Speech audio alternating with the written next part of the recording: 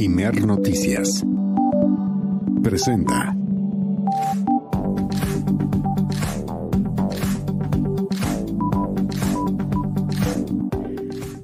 Muy buenas tardes, bienvenida, bienvenido, bienvenide a El Acento, tu punto de referencia.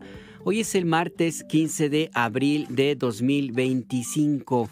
Es un día caluroso en Ciudad de México y también en una buena parte de la República Mexicana, que ya empieza a sentir los estragos de una prolongada sequía, que por lo menos la mitad del territorio nacional se encuentra en esta condición y apenas inicia la temporada de secas. Tendremos detalles sobre esta y otras informaciones. Y también hoy es un día para recordar. Hace 68 años, para esta hora, ya había muerto el grande, el inolvidable, el insustituible Pedro Infante. Vamos a comenzar con la información. Estados Unidos no notificó a México sobre aumento del 20.91% en la tarifa a la exportación del jitomate mexicano, afirma la presidenta Claudia Sheinbaum. En su conferencia matutina, la presidenta no descartó aplicar sanciones a exportaciones estadounidenses de pollo y cerdo ante medida tarifaria al jitomate mexicano. Ante el anuncio de la imposición de aranceles al jitomate mexicano, comerciantes no prevén impacto en ventas, pero los productores temen pérdidas en la producción. Honda no piensa modificar sus planes de producción en México, aclaró el secretario de Economía, Marcelo Ebrard. Anuncia el gobierno federal que a partir del 2 de mayo arrancará en todo el país el programa Casa por Casa, mediante el cual médicos y enfermeras visitarán a personas adultas mayores en sus domicilios para otorgar atención médica permanente.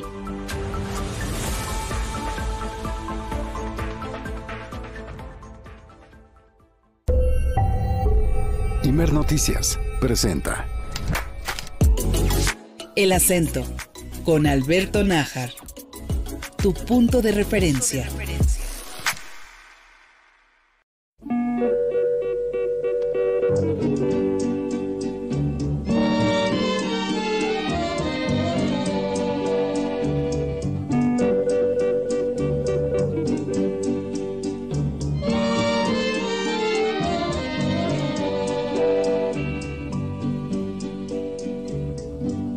Pasaste a mi lado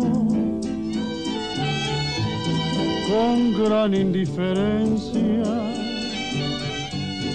tus ojos ni siquiera voltearon hacia mí. Te vi sin que me vieras, te hablé sin que me oyeras, y toda mi amargura se ahogó dentro de mí. Me duele. Es Pedro Infante quien un día como hoy, el 15 de abril de 1957, murió hace 68 años. Murió Pedro Infante. Su avión, un avión que él le gustaba tripular, despegó del aeropuerto de Mérida, venía a Ciudad de México en un vuelo regular de los que él llevaba a cabo con cierta frecuencia. Era muy aficionado a volar, era piloto profesional, de hecho formaba parte de una compañía, recuerdo que era TAMSA, la compañía de la cual formaba parte. Algo sucedió, que su avión simplemente se vino a tierra y cayó en la colonia El Sur, en Ciudad de Mérida, en la capital de Yucatán, y se perdió al gran Pedrito, al Pedro Infante, uno de los grandes íconos de la cultura popular mexicana, el insustituible Pedro Infante. A la ceremonia luctuosa asistieron más de 300,000 personas que acompañaron su cuerpo en homenajes que se llevaron a cabo en la capital del país, y décadas después, más de medio siglo después, todavía hay quienes sostienen que Pedro Infante está vivo por ahí, que decidió ya no seguir con la fama que él tenía en ese entonces, y porque anda por ahí escondido el gran Pedro Infante, parte de las querencias que no desaparecen de este gran ídolo mexicano que pues ya no está con nosotros, al menos no físicamente, porque sus canciones, sus películas, sus anécdotas, sus recuerdos están presentes todos los días en nuestro país. Así es que hoy recordamos e iniciamos ponemos el acento más bien en el grande, el insustituible, el nostalgiado. Yo le puedo poner todos los adjetivos que usted quiera. Ya se habrá dado cuenta que yo admiro a Pedro Infante, he visto casi todas sus películas. Entonces, pues sí me la sé, y por eso es que me atrevo a ofrecerle este pequeñísimo homenaje desde esta cabina en el 4º piso de la torre de radiodifusoras del Instituto Mexicano de la Radio en el sur de Ciudad de México, acompañado del gran equipo de Imer Noticias, y aquí en cortito con Rafael Rosales en la operación y José Luis Plasencia en la producción. Un abrazo a toda la cadena del Sistema Nacional de Noticiarios que nos escucha en todo el país, también en Mérida, Yucatán, donde según me cuentan hay ya homenajes en la Colonia del Sur, en la casa donde cayó el avión de Pedro Infante. Alguna vez, hace algunos años que fui a Mérida, un taxista se ofreció a llevarme y me dijo que era muy frecuente que gente como yo que llegara y preguntaba, oye, ¿dónde murió Pedro Infante? Y ahí vamos a la colonia a donde cayó el avión de Pedro Infante. Y pues la verdad es que sí es una persona muy querida allá en Mérida. Un saludo especial a la querida gente de Mérida, en Yucatán, que tienen una temperatura bastante elevada. Aunque yo insisto, por allá con las nieves del centro, una tortita de lechón en la mañana, un buen cafecito, las nieves del centro al mediodía, la de naranja es buenísima, aunque la de coco no se queda mal. Entonces no pasa nada. Y cerquita, ahí a media hora está el mar. ¿Qué más le pueden pedir? Vamos a empezar con la información. México no ha sido notificado de manera oficial por Estados Unidos sobre el arancel de 20.91% en la exportación de jitomate mexicano. Esa información, que no es arancel, es una cuota de compensación, se la tendremos en un momento. Antes, vamos a hacer una pequeña pausa. Nos vamos a esta pausa con esta canción, una de las grandes de Pedro Infante, una de mis favoritas, 100 años. La cantó, por cierto, 2 veces en la película también de Dolor, no, esa no fue También de Dolor se canta. Ahorita me acuerdo qué película fue con Elsa Aguirre. No puede ser que yo me sepa todas las películas y no me acuerde de esa, pero sí estaba con el Piporro, eso sí me acuerdo. Ahorita que regresemos le tengo todo el dato, ¿ya ve? Como dicen por ahí, por la boca muere el pez. Dentro de mí me duele hasta la vida saber que me olvidaste, pensar que ni desprecios merezca yo de ti. Y sin embargo sigues unida a mi existencia. Y si vivo 100 años, 100 años pienso en ti.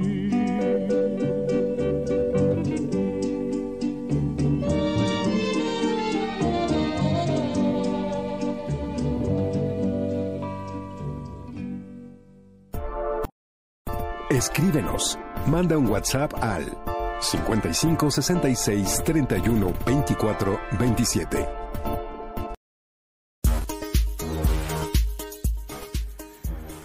Estamos de regreso en El Acento, tu punto de referencia. La película, de la cual se me olvidó el nombre por completo, ya ve, le digo por andar, ahora sí que hablando, presumiendo que yo he visto todas las películas, se llama Cuidado con el amor. Es una película que interpretó Pedro Infante con Elsa Aguirre, con Emma Roldán, que hacía las veces de Chona, la empleada doméstica, que era bien rejega, muy renegona Chona, Óscar Pulido, que era uno de los tíos de Pedro Infante, Eulalio González el Piporro, que era el otro tío, también estaba Elsa Aguirre, como le comentaba, y en fin, varias, el reparto muy divertido. En esa película canta, además de 100 años, interpreta otras canciones, una que es muy buena y la verdad que no nos da mucho tiempo, ojalá la podamos poner, se llama Serenata Huasteca, cuando están en la fiesta, ahí en la fiesta en la película, en la kermés, en donde se llevan ahí a la usurera, así le llamaron, a la que se quería quedar con la casa, que era el centro de toda la película, donde estaba el tesoro que andaban buscando Pedro Infante el Piporro y su otro tío Óscar Pulido, que era el tesoro que habían escondido con la paga de los federales que iban buscando en la Revolución, la época dorada de la Revolución, que eran más de 300,000 pesos en monedas de oro, según decía el Piporro. En fin, la película Cuidado con el amor, con Pedro Infante, y ahí interpretó 100 años, la rola con la cual empezamos el acento este martes. Y vamos ahora sí con la información. Mire, el gobierno de México no ha sido notificado de manera oficial de la decisión que el gobierno de Estados Unidos dio a conocer a los abogados de los campesinos, de los productores agrícolas que sobre todo cultivan jitomate o tomate, como usted le llame en su lugar de origen, a los estadounidenses, que va a aplicar una cuota compensatoria de casi 21%. Esto es lo que informa la presidenta Claudia Sheinbaum. Guadalupe Franco estuvo muy atenta a la Mañanera del Pueblo este martes y nos cuenta.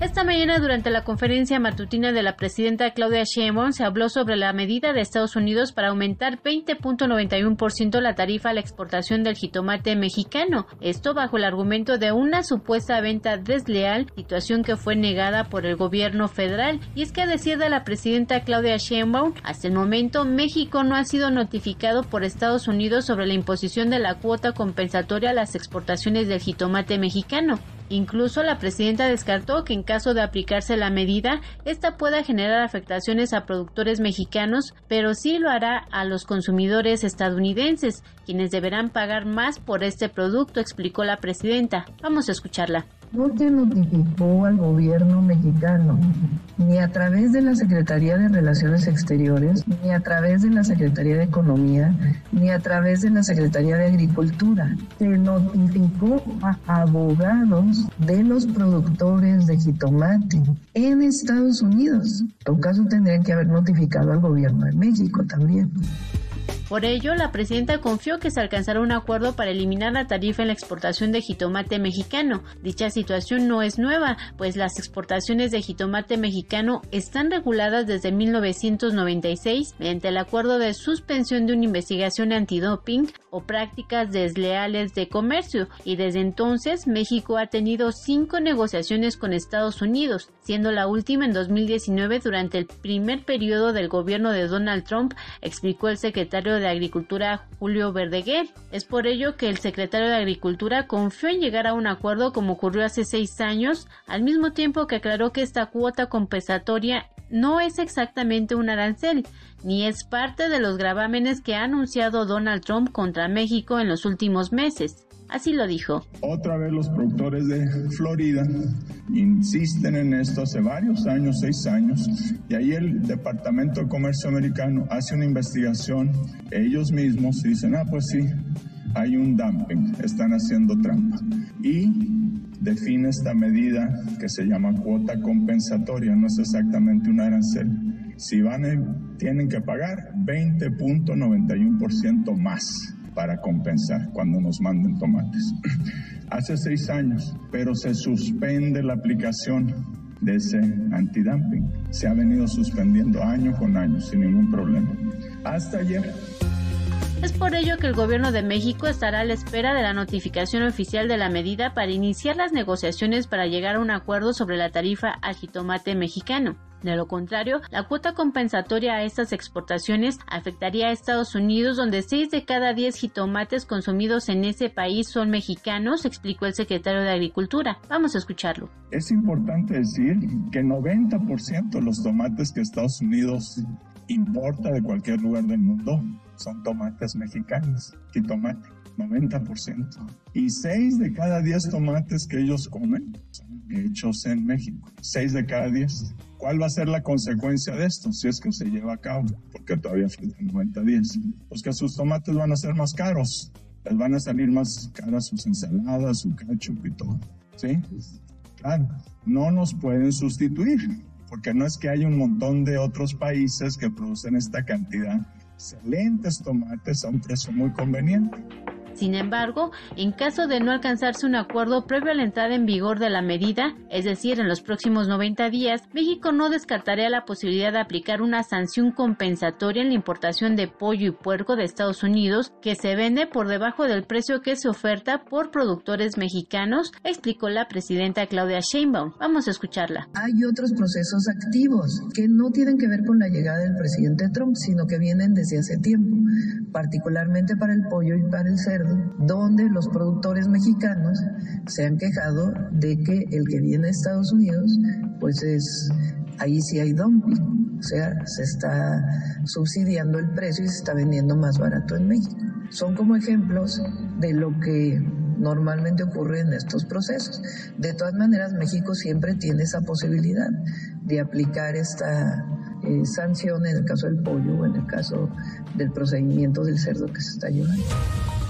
La presidenta Claudia Sheinbaum aclaró que no existe ninguna práctica desleal de comercio o de antidoping en las exportaciones de jitomate mexicano, pues señaló que el bajo costo de este producto se debe a la cercanía que se tiene con Estados Unidos, ya que dicho producto es exportado principalmente desde Sinaloa, pero también desde San Luis Potosí, Jalisco y Michoacán. Vamos a escuchar a la mandataria. No hay sustituto al jitomate mexicano en Estados Unidos. Si acaso un pequeño porcentaje que viene principalmente de Florida. Pero la cantidad de jitomate que se exporta no es sustituible por ningún otro en todo el mundo. En el caso de que no creemos que ocurra, porque son 90 días, ya este proceso se ha hecho muchas veces y siempre ha ganado México. Pero en el caso incluso de que llegara a aplicarse esta sanción, de todas maneras el jitomate mexicano seguiría exportándose a Estados Unidos porque no tiene sustituto.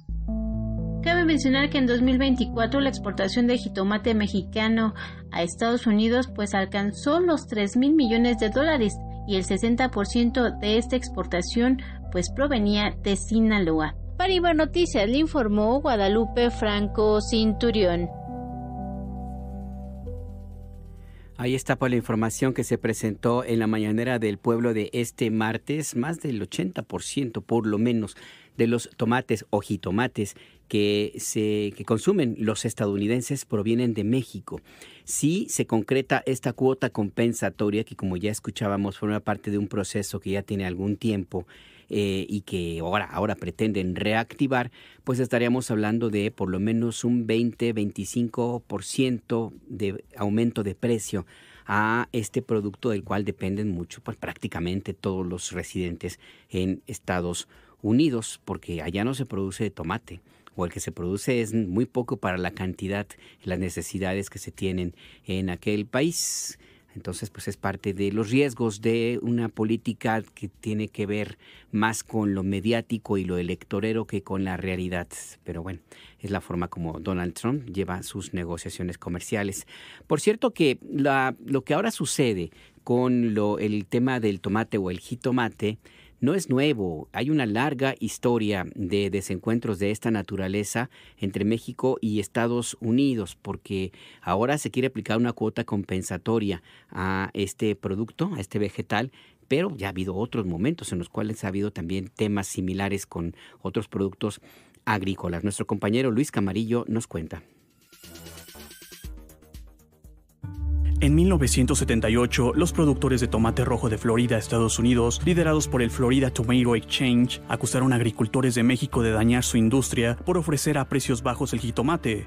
No obstante, en 1979, las investigaciones concluyeron a favor del lado mexicano. En 1996, nuevamente los productores de tomate rojo de Florida exigieron otra investigación por dumping, venta por debajo del costo de producción o del precio del mercado para atraer más ventas a la industria mexicana. Por ello, México y Estados Unidos firmaron un acuerdo de suspensión del tomate para evitar cuotas compensatorias, gravámenes adicionales para contrarrestar prácticas desleales. El gobierno estadounidense, encabezado entonces por el demócrata Bill Clinton, decidió no adoptar medidas proteccionistas y firmó el acuerdo de suspensión que estableció que los productores mexicanos no tenían que pagar cuotas compensatorias por sus exportaciones. El acuerdo bilateral fue renovado en 2002, 2008 y 2013 hasta 2019, donde bajo el primer mandato de Donald Trump se suspendió temporalmente, imponiendo una cuota compensatoria del 17.56%, pero tras negociaciones se firmó un nuevo acuerdo en agosto de 2019 2019, que eliminó el gravamen y mantuvo precios mínimos. Cabe recordar que México es el principal exportador mundial de jitomate, con el 24.7% del comercio global,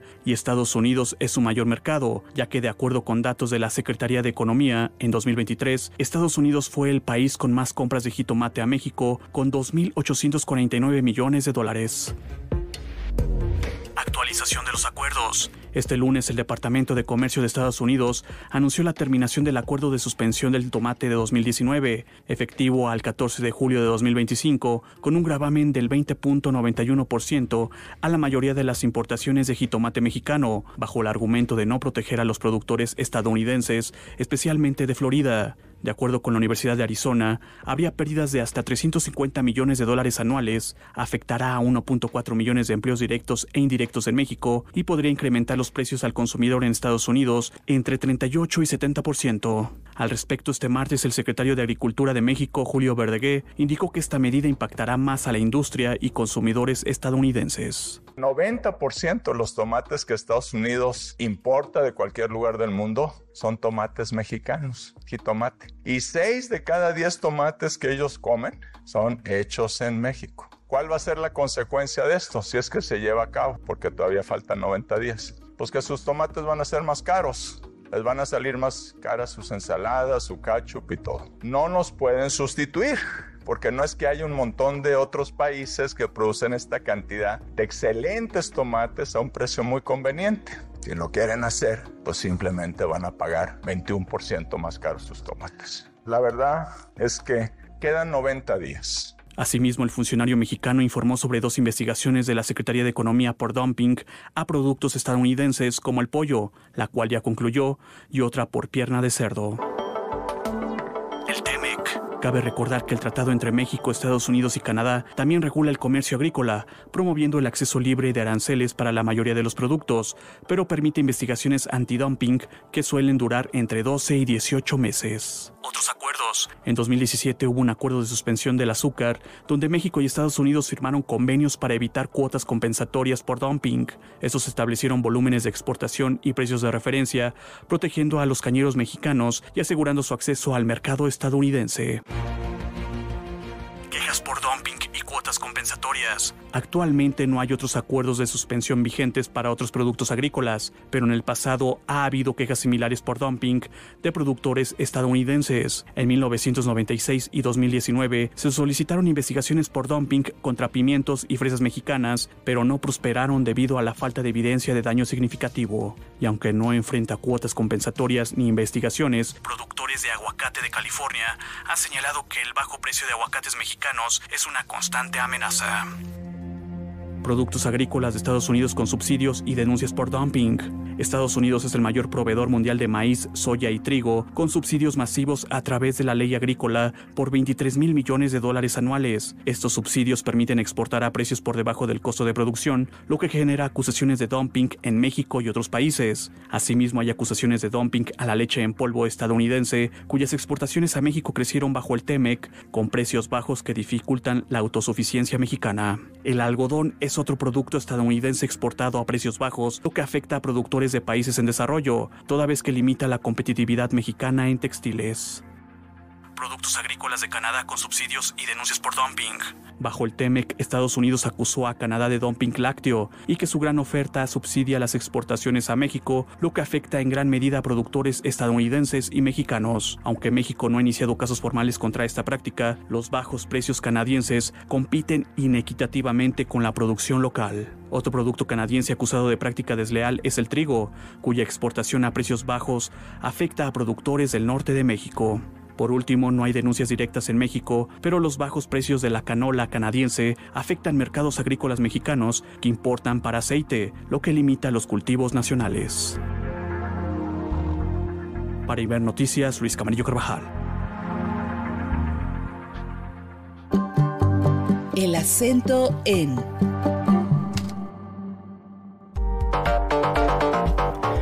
Vamos a conversar con el ingeniero Marte Vega Román, es presidente de la Confederación de Asociaciones Agrícolas del Estado de Sinaloa. Ingeniero, buenas tardes, gracias por esta conversación. Le saluda Alberto Nájar. Al contrario, Alberto, un gusto saludarlos, a la orden. Gracias, ingeniero. Queremos saber cómo se encuentran ustedes. ¿Fueron notificados de esta decisión de tratar de revivir una cuota compensatoria a la exportación de tomate o jitomate, ingeniero? Mira, pues sí, estábamos ya nosotros preparados porque estaba en tiempos la revisión de la suspensión del dumping del tomate ante el señalamiento de que vendemos por debajo del costo de producción, algo que ha ocurrido alrededor de 30 años, ¿no? Y que no se ha podido comprobar, por lo cual, pues, tenemos un convenio entre productores y el Departamento de Comercio de Estados Unidos, donde hemos cumplido cabalmente con todos los acuerdos. Y pues nuevamente, pues tenemos 90 días para volver a negociar. Pero sí, veíamos venir esto, más sin embargo, pues estamos un poco preparados. Ahora, ingeniero, nos dice usted que estaba por vencerse el plazo. ¿Para qué? Cuéntenos un poco más de qué es lo que estaban ustedes negociando, qué era lo que iba a vencerse. Sí, hace mucho que tenemos ese señalamiento, ¿no?, del dumping de tomate, a lo cual nosotros hemos argumentado y no se ha podido comprobar. Entonces, es una revisión que se hace cada tanto tiempo, y precisamente este año ya tocaba esa revisión, ¿no? Pues debido a que gran por ciento del tomate que se consume en Estados Unidos, un gran por ciento, pues es tomate mexicano, que no lo pueden sufrir tan fácilmente, y pues un arancel pues encarecería mucho ese tomate. Nosotros como productores cumplimos con estándares de calidad muy altos que implican larga vida de anaquel, sanidad, inocuidad, responsabilidad social con temas laborales y del medio ambiente. Es algo sumamente complicado, por lo que estamos en constante certificación para ser competitivos y ofrecer al mercado productos frescos, confiables y sustentables. Ingeniero, comprometidos con la inocuidad, responsabilidad social y ambiental. Claro, ingeniero, entonces a ustedes, como bien señalaba el secretario de Agricultura y la presidenta Claudia Sheinbaum, y nos confirma usted, tienen ya décadas que les acusan de tener un precio subsidiado, como usted señala, pero la realidad es que ustedes logran producir a un menor costo de lo que se elabora o se cosecha el tomate en Estados Unidos. ¿Es más o menos así la dinámica, ingeniero? Mira, la situación es que, bueno, el tomate mexicano, pero en sí el tomate sinaloense está bien posicionado del mercado norteamericano por cumplir con los requisitos de los consumidores, los compradores y los mismos organismos gubernamentales, ¿no?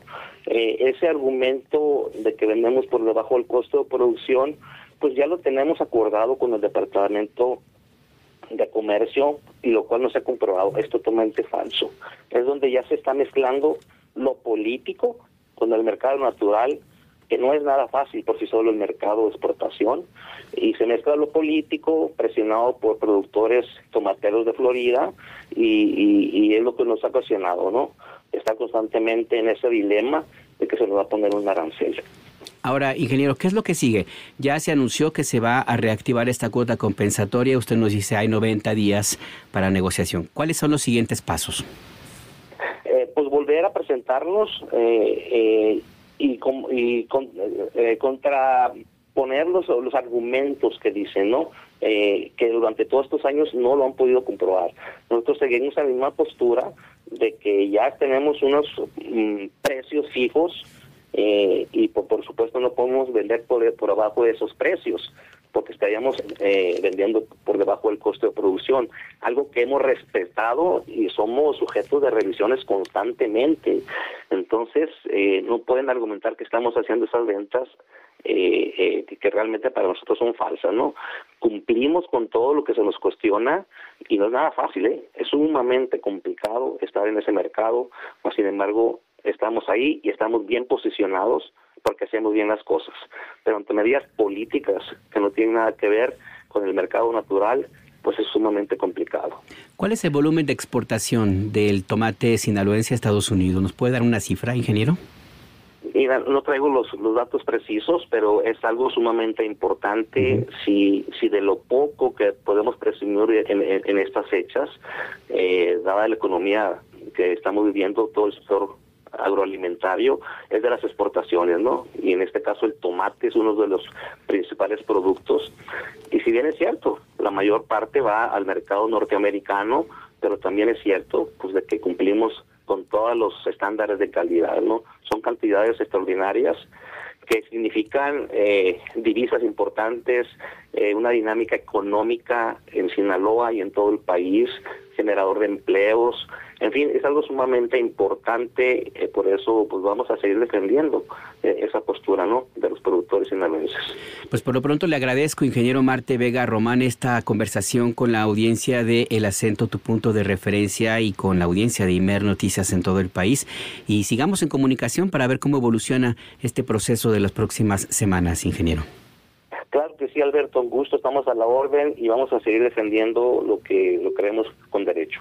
Que tenga un buen día. Muchas gracias, saludos. Saludos, es el presidente de la Confederación de Asociaciones Agrícolas del Estado de Sinaloa, y esta situación, como nos comenta, ellos ya esperaban que se impusiera o se pretendiera imponer esta cuota compensatoria, puesto que ese es un litigio de toda la vida. Y me atrevo a decir que esto tiene que ver con el de los inicios desde el Tratado de Libre Comercio de América del Norte, que fue cuando empezó la ya de por sí producción, que era importante, de tomate o de jitomate, insisto, como depende de donde usted nos escuche, a este vegetal, que empezó de una manera más extensa y que pues empezó también a entrar al mercado estadounidense de forma importante.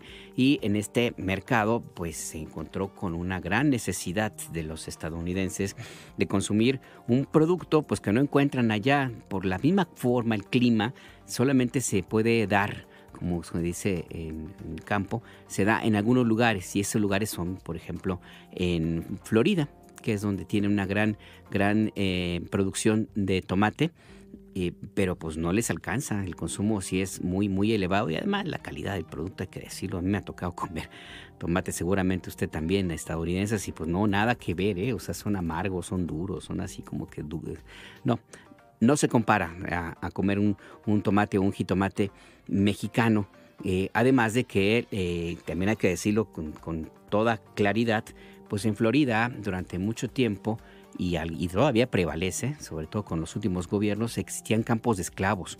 Jornaleros mexicanos eran esclavizados allá para la cosecha del tomate y otros productos, justo por tratar de ahorrarse unos centavos para tratar de competir con la exportación mexicana.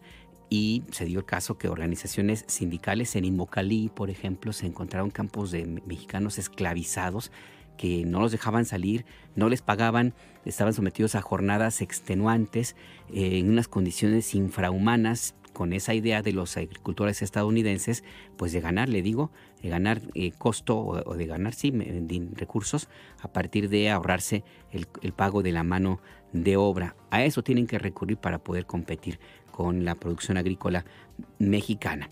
Pero bueno, este proceso apenas inicia y vamos a ver qué es lo que sucede. Ya existe una historia, ya hay experiencia sobre las negociaciones. Los argumentos son básicamente los mismos y que se resumen en una frase: mienten los agricultores de tomate estadounidenses, porque no es verdad que el producto mexicano se vende a un costo menor al de producción.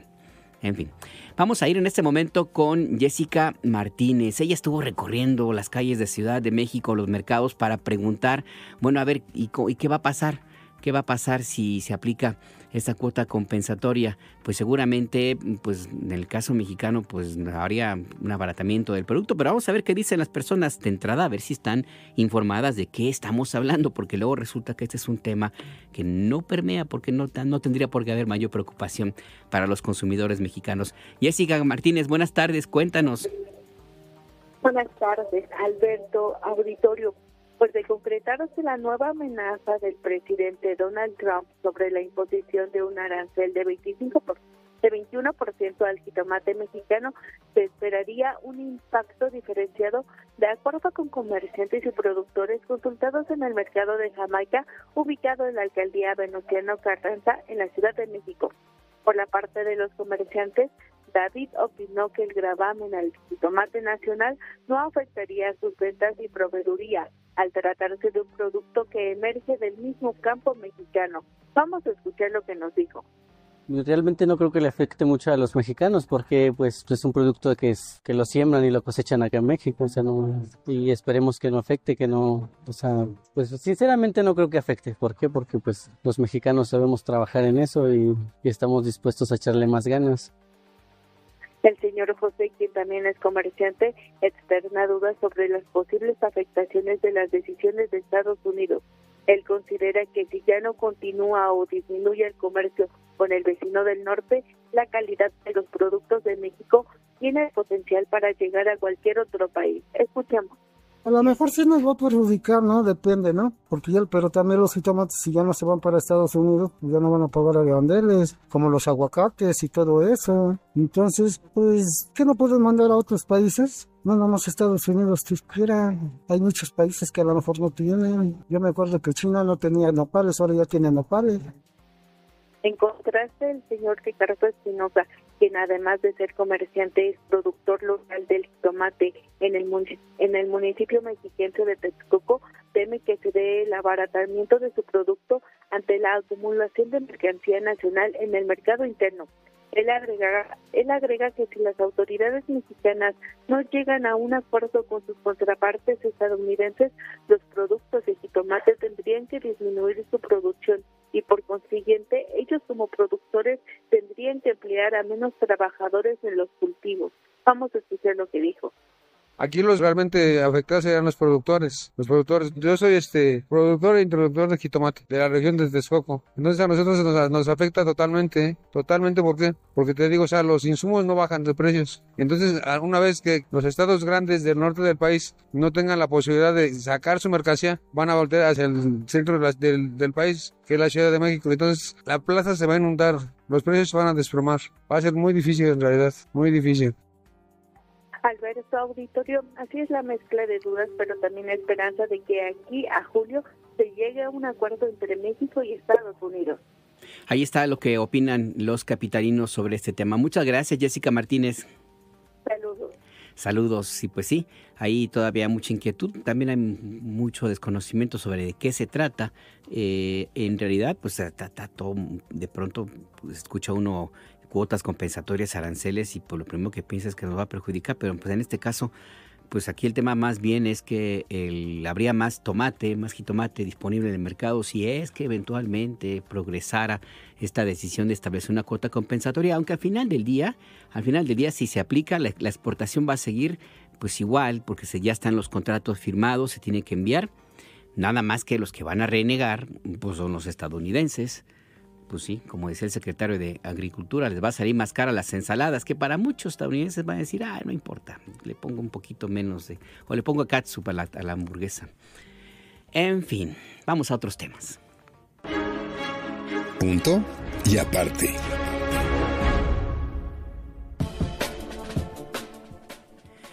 La automotriz Honda va a permanecer en México, confirmó el secretario de Economía Marcelo Ebrard. Esto después de que el periódico japonés Nikkei informó que Honda analiza cambiar la planta que tiene de producción de la SUV modelo HR-V y Prologue, que se fabrican en Guanajuato, las quiere mover a Estados Unidos, según el periódico de Japón Nikkei.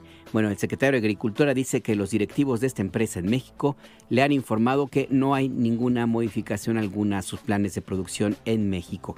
Honda México publicó también en redes sociales. Honda no ha tomado decisiones de producción que afectan las operaciones en México ni están siendo consideradas en este momento.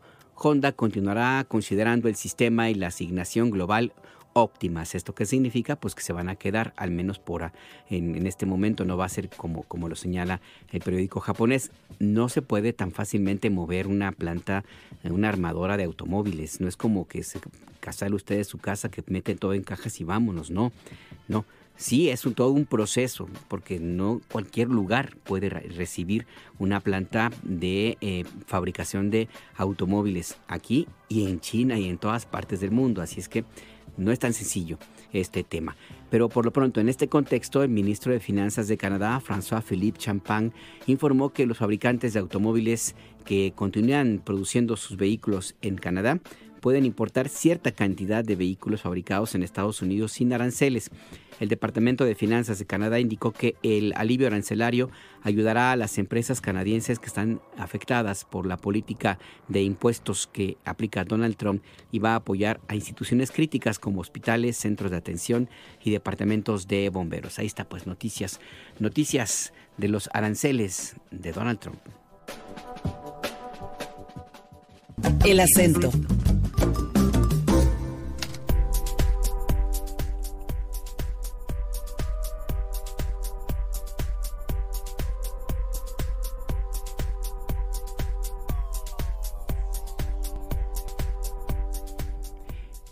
Miren, vamos a ir a otros asuntos porque hay también un tema que se abordó en la mañanera del pueblo. Hay algunos casos de sarampión. Se han confirmado 362 en nuestro país. 347 se ubican en Chihuahua, según confirmó el secretario de Salud, David Kersenovich. Dijo que 4 casos más se han reportado en Campeche, 4 en Oaxaca, 1 en Sinaloa, 4 en Sonora, 1 en Querétaro y 1 en Zacatecas. Escuchemos. Hasta el momento se han detectado 362 casos, la mayor parte de los casos en Chihuahua, que 347 casos. Sin embargo, ha habido casos aislados que tienen que ver con haberse desplazado a zonas de riesgo como Chihuahua. Ha habido casos en Campeche, Oaxaca, Sinaloa, Sonora, Querétaro y Zacatecas. En todos esos sitios hemos logrado demostrar que tienen sarampión y hemos contenido los casos alrededor de donde se han diagnosticado. El secretario de Salud informó que de enero a marzo se han aplicado más de 715,000 vacunas contra el sarampión, la rubiola y las paperas. Y en ese contexto, el subdirector de Epidemiología de la Secretaría de Salud de Chihuahua, Gumaro Barrios, explicó para Imer Noticias, para el noticiario Entre Líneas, tu punto de referencia, que el municipio de Cuauhtémoc es el que concentra el mayor número de casos de sarampión en esa entidad en Chihuahua. El secretario de Salud, el subdirector de Epidemiología de la Secretaría de Salud de Chihuahua, dijo que esto se debe a la gran movilidad que existe con el estado de Texas. Son vecinos en Estados Unidos. En Texas, como en muchas partes de Estados Unidos, pues el nivel de vacunación en contra del sarampión no es tan bueno como existe en México. Hay mucha resistencia ya para aplicarse vacunas, un movimiento pues que está en crecimiento desde que existe un personaje con la capacidad y la fuerza política como Donald Trump. Vamos a escuchar a el subdirector de Epidemiología de Chihuahua. A partir de febrero, cuando identificamos el primer caso de sarampión, la vacunación es la piedra angular, especialmente en los grupos de alto riesgo. Nosotros nos dotó de 30,000 dosis, que prácticamente es lo que se ha estado aplicando. Tenemos un municipio donde inició todo, que es el municipio de Cuauhtémoc, y es ahí donde nos estamos enfocando y es uno de los municipios con más alto número de casos. Posteriormente tenemos en Chihuahua y dentro de Ciudad Juárez tenemos 2 municipios, uno que es Ahumada y el otro como Ciudad Juárez como tal. En Cuauhtémoc, que es donde el 50% de los casos están anidados, principalmente porque de un brote que tiene sarampión también en Texas, hay mucha movilidad, fue el nexo del inicio de la enfermedad.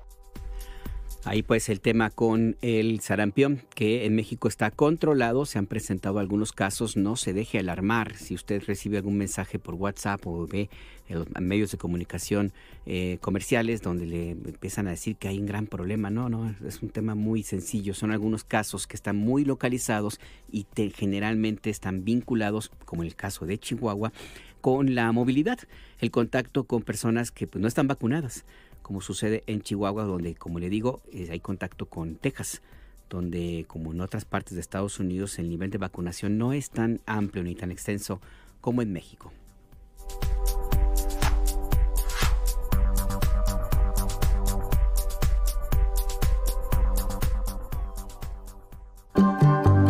El acento en...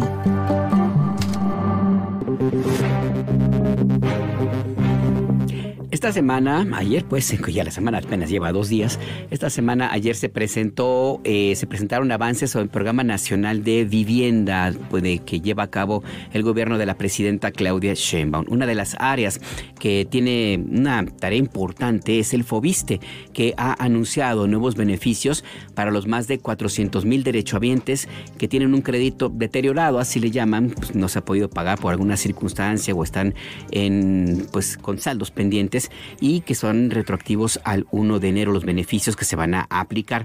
Va a haber, por ejemplo, condonaciones de deuda e intereses de los 23,257 pesos a más de 1,163,748 pesos.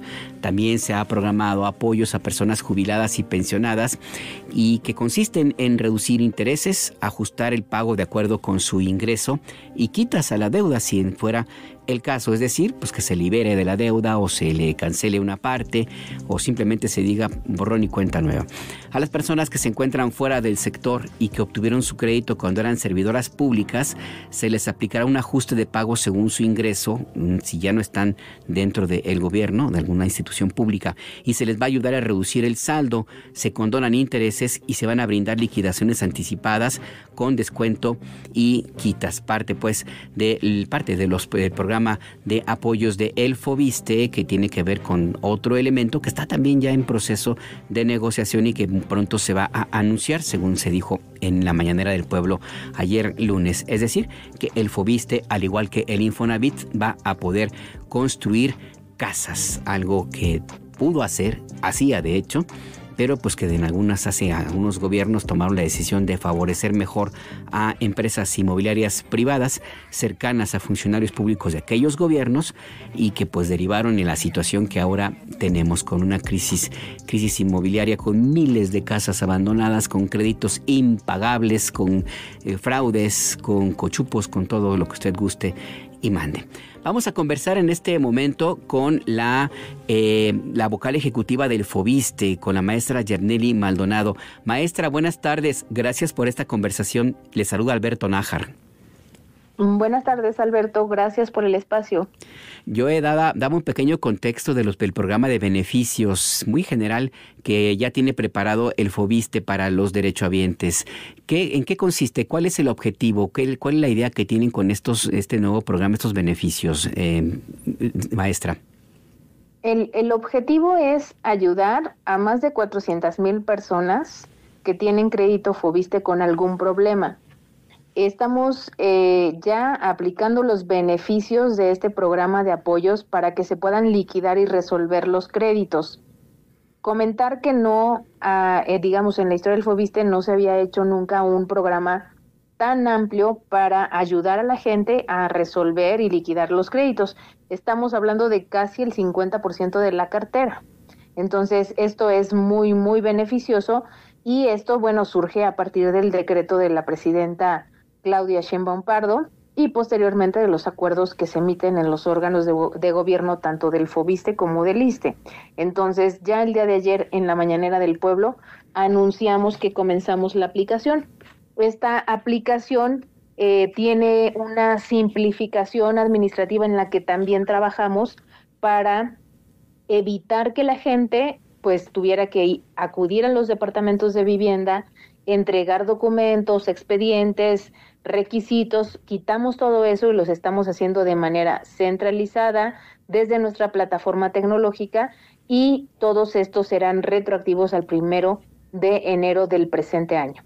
Maestra, las personas que le escuchan en todo México y que estarían en una situación, por ejemplo, que tienen una deuda que se les fue y ya no pueden pagar o que quieren tener más datos de qué se trata el programa, ¿cómo se pueden acceder? ¿Cuáles son los requisitos? ¿Quién puede tener o no estos beneficios? Bueno, lo hemos estado comunicando. ¿Quiénes van a ser beneficiarios del programa de apoyos? Todas las personas que tengan algún problema con su crédito o que su crédito esté deteriorado. Todas las personas. Nosotros por eso vamos a aplicarlo de manera central. Hay personas pensionadas y jubiladas que tendrán reducción de intereses, ajuste en su pago de acuerdo con su ingreso, quitas, es decir, les vamos a quitar, les vamos a eliminar el saldo de su crédito que no se logre a cubrir durante el tiempo que se tenga el crédito todavía, digamos, por las personas pensionadas y jubiladas. Ellos ya vienen pagando durante un tiempo y lo que no se alcance a cubrir será eliminado. Esos son los beneficios. También para todas las personas que ya pagaron 2 o más veces el monto que se les prestó, se liquidará su crédito. O aquellas personas que tienen un saldo inferior al 10% del monto que se les prestó, o también aquellos que tengan un crédito con más de 30 años de antigüedad. Son muchos los beneficios que estamos otorgando, e insisto, ¿para quiénes son? Para todas las personas acreditadas que tengan algún problema con su crédito, que ya tienen acumulados intereses o que ya deben más de lo que se les prestó. Todas estas personas las vamos a estar buscando, les vamos a hacer llegar esta información a través de mensaje, correo y a través de una carta, a través de correo postal para hacerles saber de estos beneficios. No tienen que traer nada, no tienen que acudir a ningún lado. Nosotros vamos a aplicar los beneficios y lo van a ver reflejado en su estado de cuenta. Este programa de apoyo se va a aplicar durante todo el año. Vamos a comenzar con las personas mayores, con las personas pensionadas y jubiladas y los mayores de 60 años para aplicar todos estos beneficios. También aprovechamos que este espacio para hacer un llamado a todas las personas que obtuvieron su crédito mientras eran servidoras públicas, pero que ahora ya están fuera del sector, ya no son servidoras o servidores públicos del Estado, y que muchos de ellos, como dejan de ser servidores públicos o trabajadores al servicio del Estado, dejan de pagar el crédito Foviste. Para todas estas personas les mandamos un mensaje muy claro de que el Foviste quiere que tenga la certeza jurídica de su casa, y que los vamos a estar buscando para hacerles una propuesta para que tengamos un acuerdo amistoso y que haya liquidaciones anticipadas con descuentos y quitas para todas las personas fuera del sector que dejaron ser servidoras y servidores públicos. Es esta propuesta para que ellos tengan su casa ahora sí que con todas las de la ley. Ahora bien, nos comenta que este programa, maestra, va a estar vigente este año. ¿Es solamente por 2025 o se puede extender a más tiempo? Es posible que se pueda extender. Lo más importante es que este programa apenas comenzó, se está aplicando el día de ayer. Tenemos todo este año para que las personas acreditadas tengan estos beneficios y ya vamos evaluando cómo vamos haciendo. Sobre todo queremos hacer más acciones preventivas para evitar que los créditos se deterioren, y eso significa que el Foviste comunique más, información de educación financiera por un lado. 2, que tomemos medidas de manera previa a que se deterioren los créditos. Y 3, que acompañemos a las personas acreditadas durante todo su crédito para que evitemos que se deterioren, como en este caso casi la mitad de la cartera del Foviste. Pues sin duda que es un programa importante, y si nos permite, maestra Yabneli Maldonado, vocal ejecutiva del Foviste, sigamos en comunicación para ver qué es lo que sigue en adelante. ¿Nos puede adelantar un poco de esta idea que se comentaba en la Mañanera del Pueblo, maestra, sobre la posibilidad de que el Foviste también construya casas? ¿Ya si tiene algo más concreto?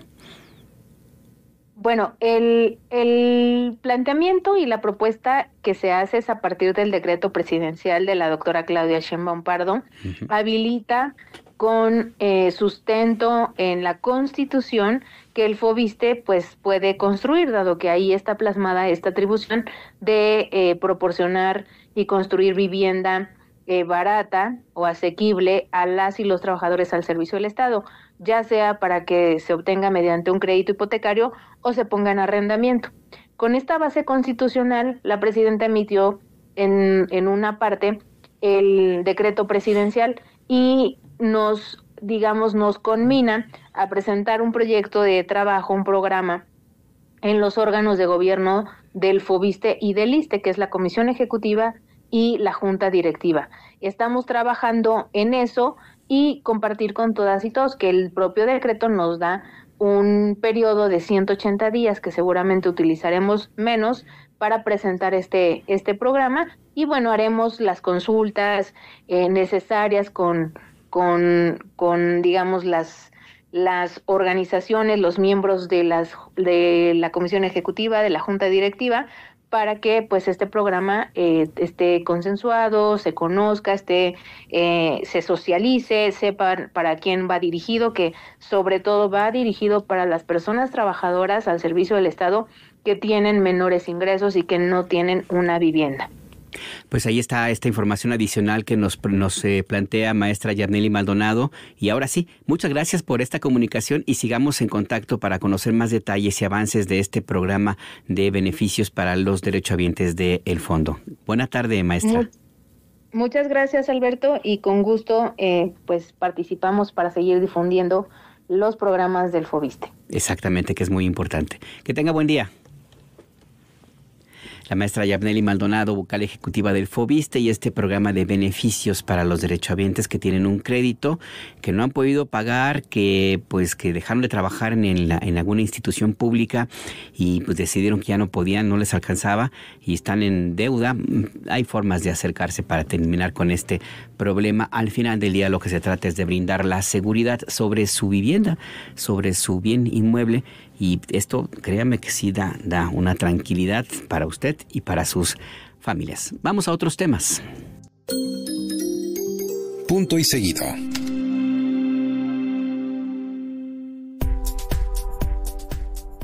Recuerde que estamos en El Acento, tu punto de referencia, y otro asunto que hoy se dio a conocer en la conferencia de prensa matutina es los avances del programa de salud Casa por Casa, que es una iniciativa que aplicó la hoy presidenta Claudia Sheinbaum cuando fue jefa de gobierno de Ciudad de México y que permitió una atención importante para miles de personas que no habían logrado tener acceso a un servicio médico. La particularidad de este programa es que hay visitas in situ. Ahí se van a desplegar a cientos, a miles de médicos, enfermeras y otros servidores del gobierno federal, de la Secretaría de Salud, para atender directamente en su casa, en principio, a los adultos mayores. Guadalupe Franco, de nuevo, nos cuenta todos los detalles de los avances presentados en este programa.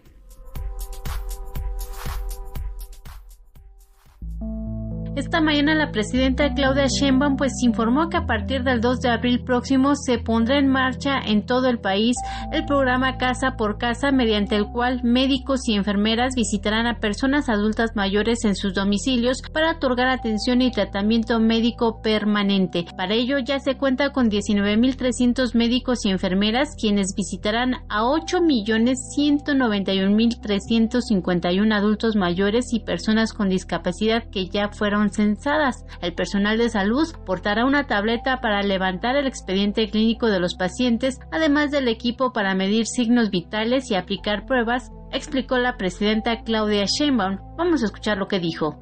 Están ya contratadas, ¿cuántas? 19.300 personas, de los cuales son o enfermeros, enfermeras, o en cantidades menores, pero también hay médicos y médicas. Faltan algunos porque decidimos que se contratara personas del lugar donde van a trabajar, porque pues su trabajo va a ser pasar casa por casa. Entonces es mejor pues que vivan muy cerca de su área de influencia. Por su parte, la secretaria del Bienestar, Ariadna Montiel, explicó cómo se otorgará la atención que brindará a las personas de salud a las personas adultas mayores en sus domicilios. La historia clínica que va a contener, es una ficha de identificación, es decir, los datos personales y demás, antecedentes de los familiares, que regularmente cuando vamos al doctor nos preguntan qué antecedentes de enfermedades ha tenido nuestra familia, papá, mamá, hermanos, los antecedentes personales no patológicos, los patológicos, la parte de ginecología para mujeres y lo antológico para los hombres, antecedentes nutricionales que consumen, cuáles son los hábitos de consumo alimenticio. Durante las visitas se realizará la exploración física y se aplicarán pruebas rápidas, ello con el objetivo de llevar a cabo una clasificación de riesgo de salud y remitir al paciente a estudios de gabinete, explicó la secretaria del Bienestar. Vamos a escucharla. Va a ser específicamente por parte del médico o la enfermera la toma de signos vitales, como la toma de la temperatura, el pulso, la frecuencia respiratoria, la presión arterial, y también se va a aplicar la oximetría. También se va a valorar el estado nutricional, es decir, se va a tomar peso y talla para conocer el estado general de salud de las personas. Otra prueba de agudeza visual y auditiva, las detecciones y pruebas rápidas que ya les comenté, glucosa, colesterol y triglicéridos, y también se va a hacer una prueba de capacidad locomotriz.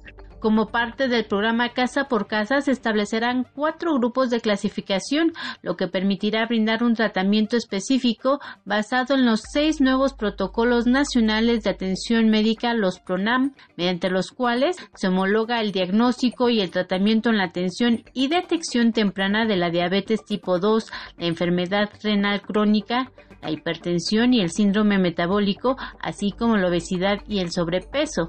Vamos a escuchar lo que dijo Ariadna Montiel. Derechohabientes se les va a dar una clasificación de 4 niveles. El grupo 1 será quien esté saludable o tenga una enfermedad crónica pero está controlada. Toma su medicamento, se atiende, etc. El grupo 2 tiene múltiples condiciones médicas pero mantiene una autonomía funcional. Tiene diabetes, tiene hipertensión, toma sus medicamentos, más de una de estas condiciones y tiene autonomía funcional. El grupo 3 tiene múltiples condiciones médicas y tiene dependencia parcial. No se puede mover, requiere de apoyo para realizar sus actividades. Quien tiene una dependencia, el grupo 4, una dependencia total.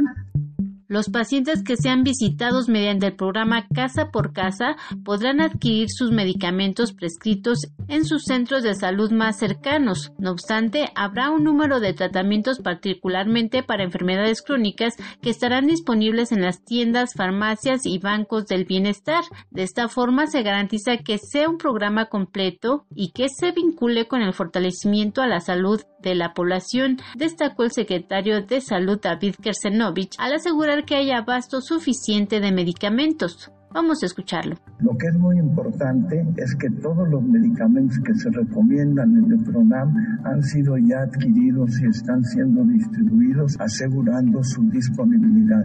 Y eso me permite mencionar que tenemos suficiente abasto de vacunas en la actualidad para la población.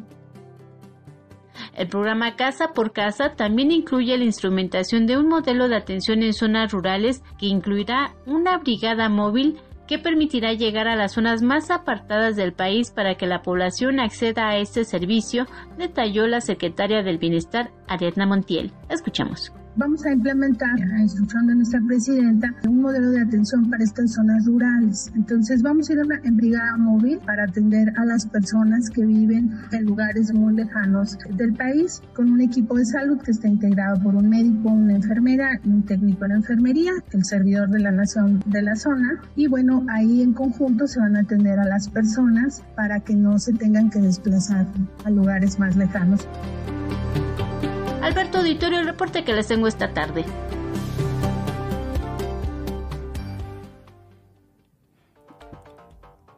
Ahí pues el reporte de nuestra compañera Guadalupe Franco sobre este programa de Salud Casa por Casa que, pues como le hemos mencionado, lo aplicó la presidenta Claudia Sheinbaum cuando fue jefa de gobierno en Ciudad de México y tuvo pues una repercusión importante, sobre todo en la atención de personas que no tenían otra forma, porque sí de veras hay personas que terminan pues sin atenderse o van, y por eso han tenido tanto éxito. Bueno, por eso y por entre otras razones también una cuestión política, pero bueno, ya inclusive en el gobierno del presidente López Obrador se inició una revisión.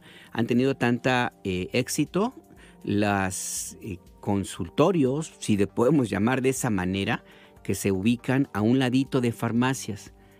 Y hay una cadena, que forma parte de la familia de los fundadores del Partido Verde Ecologista de México, los González Torres, que han tenido un éxito brutal. Tienen una cantidad de recursos que han conseguido a través de contratos del sector salud, durante los gobiernos anteriores a 2018, gobiernos del PRI y del PAN, y de hecho parte de la negociación política del Partido Verde Ecologista de México no se concentraban en gubernatura, no se concentraban, bueno, sí, en posiciones como senadurías o diputaciones, pero lo que siempre parte en la negociación que tenía este partido político era garantizar que existiera dentro del sector salud un espacio para la contratación o para la elaboración o para la contratación y asignación de servicios que pues una de sus empresas pues presta.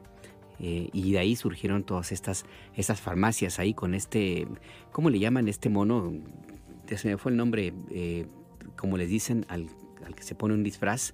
Ahí, hoy el COVID me está pegando en serio los saldos de la desmemoria.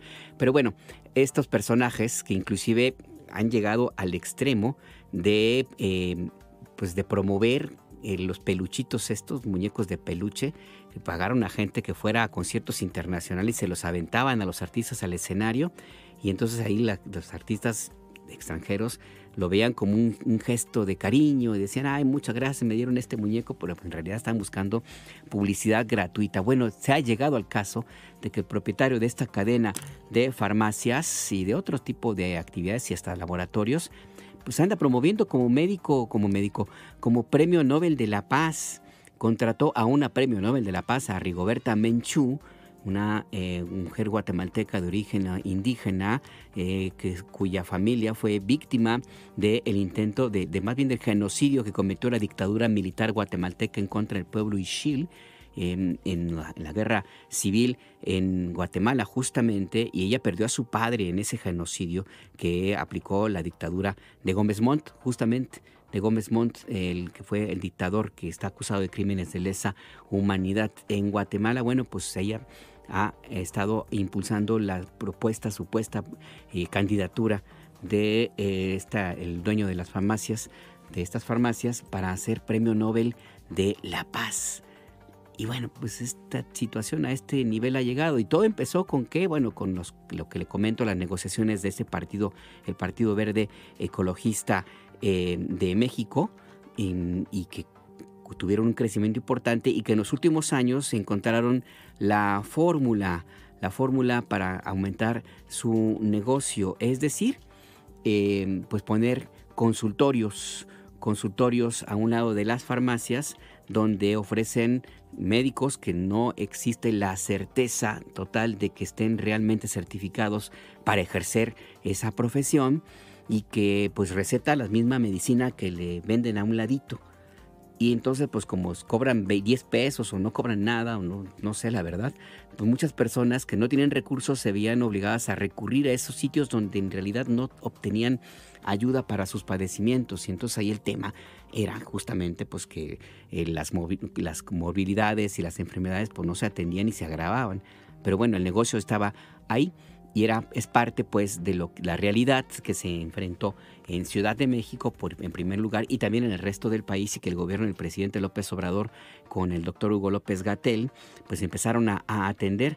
Y claro, se encontraron con una resistencia política impresionante, pero ahí está, es una realidad que también tiene que solucionarse y forma parte de las razones por las cuales ahora se aplica un programa del gobierno federal con médicos certificados, con especialistas, vigilado, monitoreado, con seguimiento, con atención gratuita y con la garantía de que habrá medicamentos, eso sí, de a de veras, no los medicamentos similares, que van a curar la enfermedad que se detecte muy, muy específica. Que ese es un tema y forma parte de la construcción del fortalecimiento de un estado del bienestar, que es el punto, digamos, el objetivo central de los gobiernos que empezaron en 2018 y que continúan ahora mismo, la construcción de un estado que cuide a los que lo requieran en nuestro país. Y una de las líneas, de las patitas, como se diría, es justamente la atención médica casa por casa, y que no haya necesidad de ir a tener que bailar ahí con la botarga, ahí con la canción que le ponen y todo el rollo. No va por ahí, ni tampoco alimentar esos sueños de alguien que quiere ser Premio Nobel de la Paz. Vaya cosa. Bueno, vamos a respirar, vamos a ir a otros temas, pero antes hacemos una pausa. 3 minutitos, 4 de pausa, con información importante sobre el proceso de la elección judicial del próximo 1 de junio. También acompañada, por supuesto, con el gran, y puedo seguir con adjetivos que usted quiera, Pedro Infante.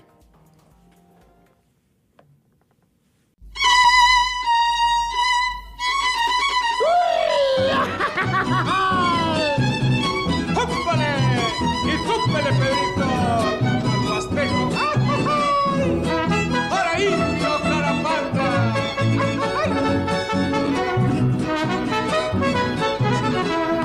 De Altamira, Tamaulipas, traigo esta alegre canción y al son del viejo violín y jaranas canto yo. Pa' las mujeres bonitas que son de mi adoración, de Altamira, Tamaulipas, traigo esta alegre canción. ¡Échale bailada, échale bailada!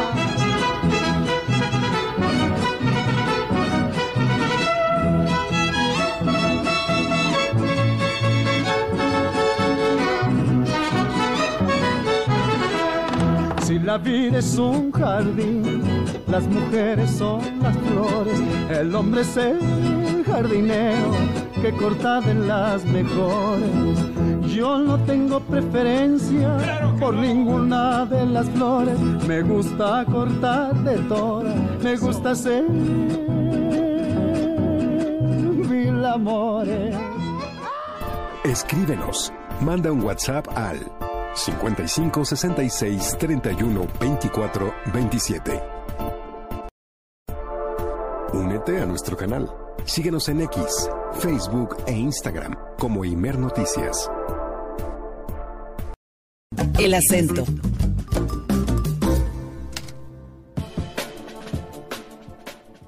Regresamos a El Acento, tu punto de referencia. Le quiero invitar a que se comunique con nosotros a nuestras vías de contacto. Mire, puede hacerlo a través de WhatsApp 5566 31 24 27, 5566 31 24 27. Nos puede enviar mensajes, comentarios, lo que usted guste y mande a @imergo_noticias. Así nos encuentra en X, que antes se llamaba Twitter, y también en Threads, en hilos. O bien nos puede escribir o mandar video, lo que usted quiera, a Imer Noticias. Ese es el nombre de este servicio informativo en Instagram y en Facebook. A mí me ubica en X como @a_najarnajar. Todo lo que usted quiera comentarnos, críticas, señalamientos, sugerencias de temas, lo que quiera, es muy, muy bien recibido por parte del equipo del Sistema Nacional de Noticiarios. Recuerde que somos radio pública de usted y para usted. Y mire, uno de los temas que van siempre desde, sí, han estado presentes, es la mejor forma de decirlos, desde hace 6, 8 meses, inclusive un poquito antes, desde la campaña presidencial del año pasado, es esta idea de que la presidenta Claudia Sheinbaum no tiene el control total del gobierno y de que existe una cierta influencia, que algunos dicen es importante, otros que es falso, lo cual es cierto, del expresidente Andrés Manuel López Obrador en las decisiones que toma. Estas críticas señalan, han llegado, por ejemplo, en estos días a algunas columnas. Yo me sigo preguntando, no es casualidad, y también no sé si exista de pronto alguna especie como de WhatsApp o algo así que les diga a los columnistas, ahora vamos a ir con este tema, ahora vamos a volar esto, ahora vamos a mentir sobre esto, ahora vamos a manipular sobre esto, vamos a calumniar sobre esto. A lo mejor y sí, quién sabe. El tema es que pues, se ponen de acuerdo, o al menos eso parece, porque publican lo mismo y a veces con las mismas palabras. Y lo que se publicó ahora en algunas columnas de algunos periodistas, pues cuya credibilidad está muy en entredicho, es sobre que la presidenta Claudia Sheinbaum está desmintiendo al expresidente López Obrador y lo hace a través de su trabajo. Y la presidenta Claudia Sheinbaum fue cuestionada esta mañana en Palacio Nacional sobre estas ideas de, pues, de que ella está desmintiendo y de que está alejándose del proyecto político del cual ella encabeza y que forma parte y fue creado, entre otros, por Andrés Manuel López Obrador. Esto fue lo que respondió la presidenta Claudia Sheinbaum ante esos señalamientos de que ya rompió, ya se peleó con López Obrador. Escuchemos. La transición entre el gobierno del presidente López Obrador y su servidora ha sido la transición más tersa que ha habido. Incluso en los gobiernos del PRI, de la dictadura perfecta nombrada por Vargas Llosa, el presidente que llegaba quería distinguirse del anterior. Todavía había esta idea en su momento de que solo había planes sexenales, que no había continuidad en proyectos, se criticaba mucho por eso. Pero aquí no, porque no hay necesidad. Es muy insegura la persona que cree que hablando mal del anterior se va a fortalecer. Primero, no hay ruptura, al contrario, hay continuidad y a mucha honra y a mucho orgullo. Es un mismo proyecto de nación que erradica la corrupción y que separa el poder político del poder económico y que gobierna para el pueblo.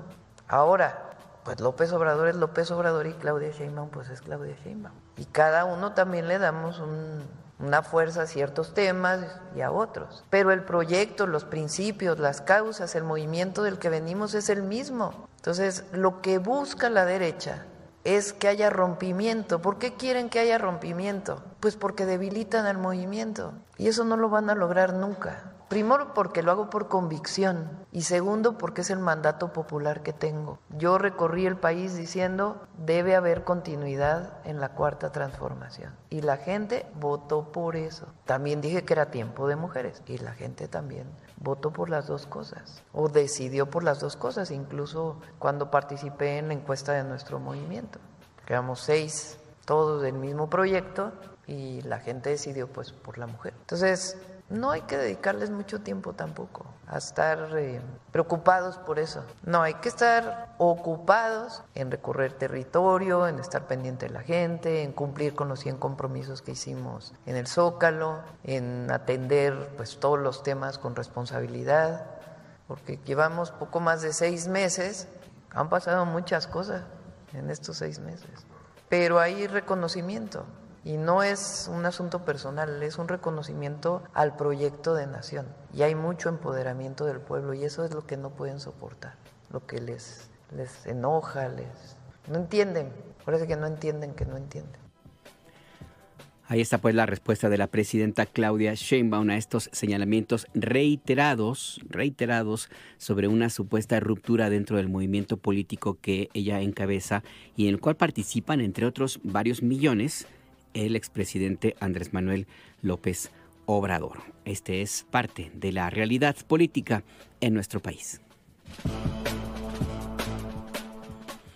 Y mire, por cierto, un tema que está ahí pendiente y en desarrollo, pues tiene que ver también con vamos a ponerle las ansiedades o las necesidades o las ganas o lo que usted guste y mande de algunos actores políticos, en este caso de la Suprema Corte de Justicia de la Nación, de volver a los tiempos, tiene mucha nostalgia de los tiempos de, por ejemplo, Felipe del Sagrado Corazón de Jesús Calderón Hinojosa, este personaje que pues declaró la guerra a varios carteles de narcotráfico para aliarse, de hecho es socio, según se estableció en el juicio en contra de su secretario de Seguridad, Genaro García Luna, en Estados Unidos. La protección que le dio el periodo en el cual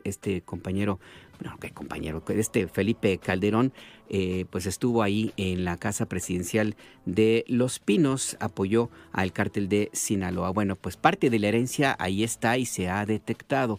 Le comentaron a la presidenta Claudia Sheinbaum la publicación de la revista Fortuna sobre la actuación de María Fernanda Casanueva, que es secretaria ejecutiva de Administración de la Suprema Corte de Justicia, quien, según el expresidente Andrés Manuel López Obrador, fue contratada por órdenes de la ministra Norma Lucía Piña Hernández. La presidenta dijo, Claudia Sheinbaum, al enterarse de esta publicación, que le va a solicitar a la Consejería Jurídica de la Presidencia de la República que revise este caso.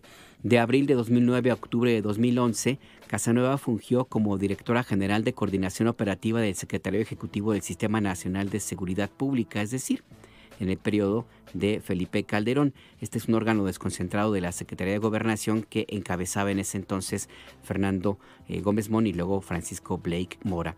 La presidenta Sheinbaum le fue cuestionada sobre las supuestas cancelaciones en procesos de adquisición que encabeza este personaje, María Fernanda Casanueva, y los señalamientos que hay de irregularidades. Una magistrada hizo notar que la funcionaria pretendió alterar un proceso de licitación y le dijo pues que no podía hacer lo que estaba planteando, que era básicamente informar a quienes participaban en un proceso de asignación de contratos, que se les tuvieran participación, que supieran qué era lo que estaba ocurriendo. La magistrada le dijo pues que no era correcto, que era indebido, más bien de acuerdo con los protocolos legales. Entonces la presidenta Sheinbaum dijo que este caso se va a revisar. Escuchemos lo que señaló. No, pues tiene que hacerse una revisión, una auditoría. Y no es la única, del equipo de García Luna que están vinculados con la presidenta de la Corte. Le vamos a pedir a la consejera jurídica que nos haga una revisión y lo presentamos aquí. Y esta denuncia que estás haciendo la revisamos. Digo, lo bueno es que ya va a haber elección el 1 de junio. Y en 1 de septiembre, pues, va a haber un nuevo Poder Judicial. ¿Y se garantizará la rendición de cuentas de estos funcionarios? Tiene que. Todo servidor público tiene que rendir cuentas. Pues ahora va a haber, ¿cómo se llama lo que va a sustituir al Consejo de la Judicatura? El Tribunal de Justicia Administrativa. No, de Disciplina Judicial. Ahí pues lo que señala la presidenta Claudia Sheinbaum sobre este caso de irregularidades en la Suprema Corte de Justicia de la Nación, la contratación de una funcionaria que formó parte de la estructura operativa de gobierno de Felipe Calderón, pero sobre todo de Genaro García Luna, quien ahora, como usted sabe, está sentenciado, cumple una condena de 39 años de prisión por narcotráfico. El narcotraficante Genaro García Luna, amigo, socio cercano de Felipe Calderón. Este tema va a seguir en desarrollo.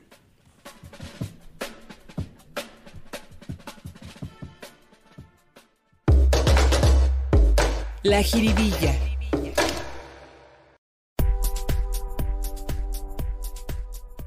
La presidenta Sheinbaum no obedece a conocimientos y a experiencias económicas, solo obedece al ideólogo de su padrino, que es López Obrador. Entonces, ¿qué está tratando de hacer? Pues como está obligada a estar en esa mañanera todas las 2 horas o 3 de cada mañana, incluidos a veces hasta los domingos, pues no haya cómo llenar el espacio. Va diciendo lo que se ocurre o lo que le está apareciendo en el prompter o la televisión que tiene ahí en el podio. Dijo que usted aquí en la mañanera usa un teleprompter que tiene oculto en su podio.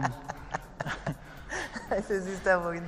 También dijo que usted está engañando a los mexicanos y que no basan sus decisiones en análisis, sino en lo que le dice el presidente López Obrador. ¿Qué piensa de este tipo de declaraciones? Pues es que imagínense, Fox le dijo a las mujeres lavadoras de 2 patas. Pues no tiene la posibilidad, o sea, no cabe en su tamaño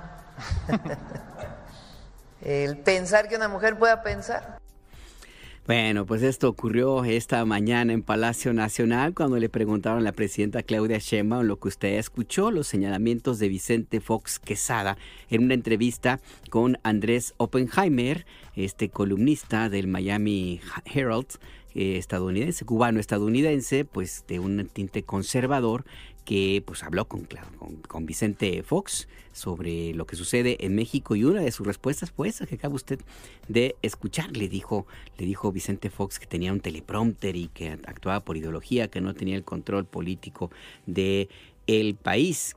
Y bueno, pues así fue la respuesta de la presidenta Claudia Sheinbaum a los señalamientos de Vicente Fox, que siempre ha hecho este tipo de comentarios. Dijo la presidenta pues que siga hablando, y pues es nada más un episodio más de la manera en la cual se comportan personajes como Vicente Fox Quesada. Mire, escuchaba esto que presentamos ahora mismo y también en la mañana, y yo recordaba lo que sucedió la noche del 2 de julio de 2000 en el Ángel de la Independencia en Ciudad de México. Allí Vicente Fox festejó junto con su equipo, casi tomado de la mano de Marta Sahagún, el triunfo que obtuvo al derrotar a Francisco Labastida Ochoa y derrotar de esa manera con su movimiento político a el sistema del Partido Revolucionario Institucional que durante más de 70 años, casi 80 años, había gobernado a México. Fue una derrota que fue histórica la que sufrió el PRI, y en ese momento se consideraba también histórico el triunfo de un personaje que se ganó el apoyo de las mayorías que votaron por él. Se encandilaron con ese ranchero de las botas, entrado, muy entrón, que no tenía pelos en la lengua, que era dicharachero, simpático y que ofrecía cambiar al mundo entero, a México por completo, que iba a sacar al PRI a patadas y que ya no iba a ocurrir lo que había sucedido hasta ese momento, y que encarnó Vicente Fox Quesada una desilusión que tenía ya décadas en México, que encontraron una vía de esperanza, un atisbo de que podía cambiar el sistema político que sumió a México en una profunda desigualdad. Y lo que sucedió después de las 11 de la noche de ese 2 de julio, cerca de la medianoche, 11:30, una cosa así, fue que miles de personas reunidas allí en el Ángel de la Independencia para escuchar el discurso de Vicente Fox Quesada, el ganador de las elecciones, lo que le gritaron, lo que le pidieron, le suplicaron fue: no nos falles. Miles de personas le pidieron a Fox: no nos falles. ¿Qué fue lo que sucedió? Les falló. Les falló en unos cuantos años. Y la esperanza que se creó alrededor de ese movimiento se fue, se extravió, se fue, anduvo por ahí buscando en dónde acomodarse. Muchos, miles, millones, porque así ocurrió, encontraron de nuevo un cariz de esperanza en 2018. Lo encontraron antes, en 2006, pero pues sufrieron el fraude electoral que cometió Felipe Calderón. Pero en ese momento, millones que votaron por Fox perdieron lo que le pidieron, le suplicaron esa noche. No nos falles, le pidieron. Y lo primero que hizo Fox fue fallarles.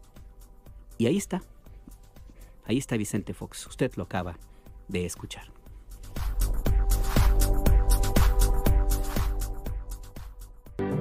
Cuando recibas esta carta sin razón, Eufemia, ya sabrás que entre nosotros todo terminó. Y no la des en recibida por traición, Eufemia. Te devuelvo tu palabra, te la vuelvo sin usarla, y que conste en esta carta que acabamos de un jalón. Sí, señor. Pues claro, es la carta Eufemia, interpretada por Pedro Infante. ¿Por qué la escuchamos? Bueno, pues porque es Pedro Infante y porque se nos fue Pedrito hace 68 años, pero también porque nos escribieron a WhatsApp. Pancho López nos pidió que pusiéramos la carta Eufemia y yo con mucho gusto dije, ya vas. Claro que sí. Y ahí está, Pedro Infante. Muchas gracias por sus comunicaciones a nuestras vías de contacto, al WhatsApp 5566-312427, a @Imer_noticias en X y en Hilos, o Imer Noticias en Facebook e Instagram, y también en @anajarnajar. Ahí así me encuentra en X, antes Twitter. Muchas gracias por comunicarse con nosotros. Y ahí está Pancho López, la carta Eufemia.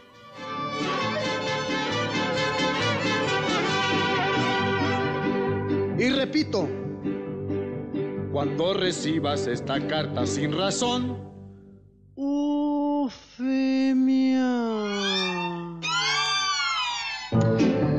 ya sabrás que entre nosotros todo terminó. La mentira nuestra de cada día.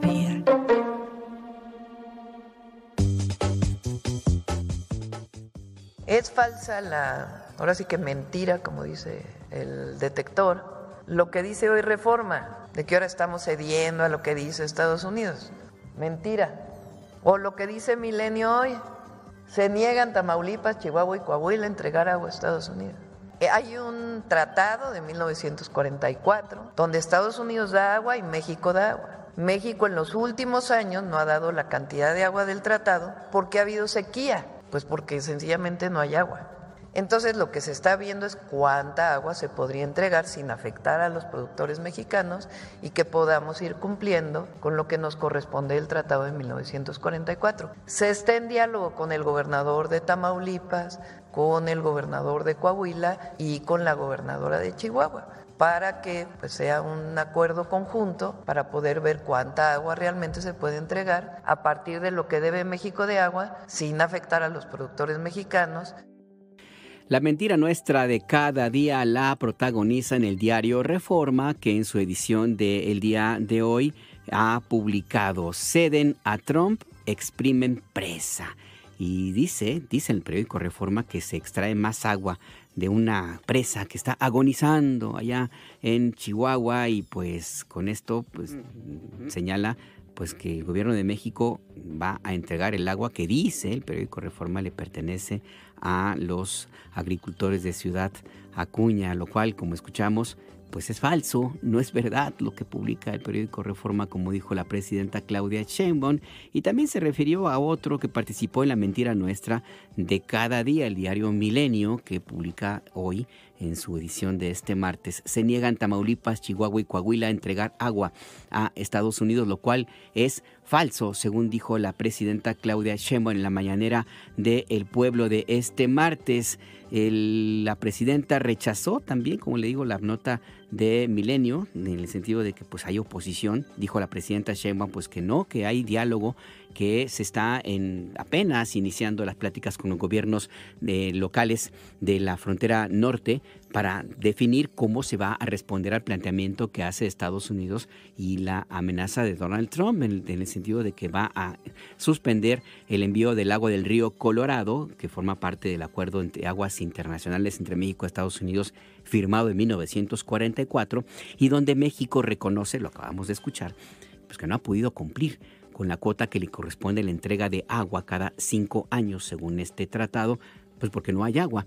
Hay sequía de este lado, también del lado de Estados Unidos, pero pues en México pues ha habido una afectación más importante.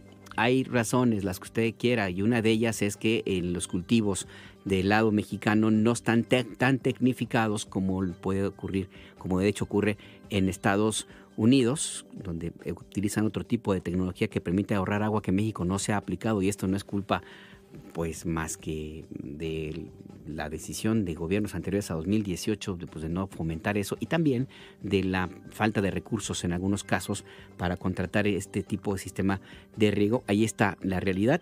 El gobierno de México dice sí, vamos a cumplir con el acuerdo, pero encontraremos una alternativa porque ¿de dónde sacamos el agua? Es lo que señala la presidenta Sheinbaum, y también la Comisión Nacional del Agua, por cierto, que hace unos minutos dio a conocer un comunicado en donde señala que el domingo pasado aumentó la extracción en la presa La Amistad, que forma parte de la publicación del periódico Reforma, pero aclara la Comisión Nacional del Agua, eso no está relacionado con el Tratado de Aguas de 1944. Señala la Comisión Nacional del Agua que es un procedimiento ordinario del sistema de aguas de las presas La Amistad y Falcón, que están también por la zona, que en conjunto abastecen de agua potable a 13 ciudades, así como al distrito de riego 025, por lo que es común que se pase agua de una presa a otra para complementar el abasto destinado a la zona noreste del país. Es decir, una vez más, este periódico, en Reforma, pues digamos que estiró la liga, manipuló o quiso presentar algo que ocurre todo el tiempo, y que los editores del diario El Norte y de Reforma, que son el mismo grupo, saben perfectamente, porque ellos son de allá y lo han visto hace décadas. Ocurre todo el tiempo, pero ahora pretenden o más bien lo presentan con la idea de que ya México está cediendo a las posiciones de Donald Trump, lo cual es absolutamente falso. Por eso es importante tener el contexto de toda la información. Y pues los datos, los detalles de la mentira nuestra de cada día.